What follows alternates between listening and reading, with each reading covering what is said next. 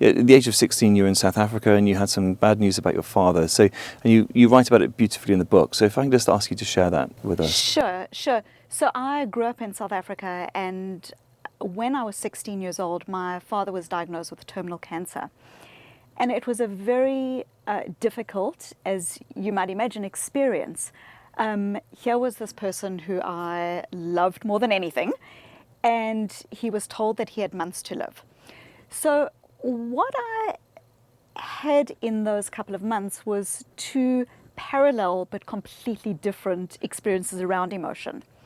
The first was the reality of seeing someone effectively fade away and die. And going to school every day and being confronted with peers who didn't know how to have a conversation about this. So, for example, my father died on a Friday, and I arrived at school on the Monday, and it almost seemed like there was this silent, unwritten agreement among my friends, among my peers, not to mention the word father in my presence because it might upset me. So people stopped talking about, what did you do with your father this weekend? And it was quite obvious that there was a huge amount of avoidance that was going on. And of course that parallels so much of how we think about difficult emotion and difficult experience in society. There's, I think, an overabundance of think positive, everything will be okay, affirmations and so on.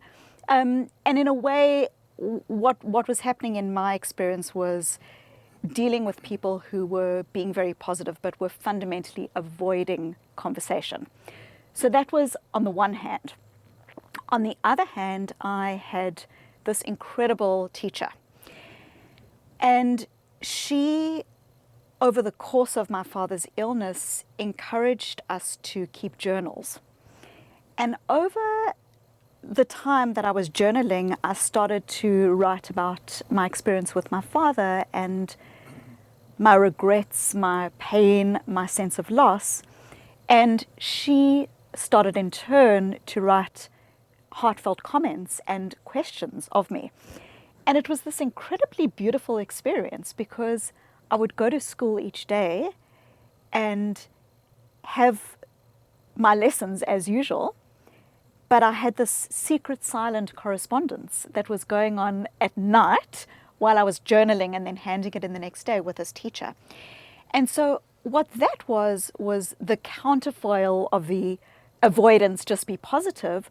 What that was an experience of going to emotion, feeling the pain, and coming out of it at the other end, realizing that that experience had changed me, that it had helped me to be resilient, it had given me insight, and it really became the impetus of my entire career, that one experience, because it started to encourage me to think about how are we told to deal with difficulties in our lives, in organizations, as leaders, and yet what do we know actually from the research is helpful. Right, fantastic.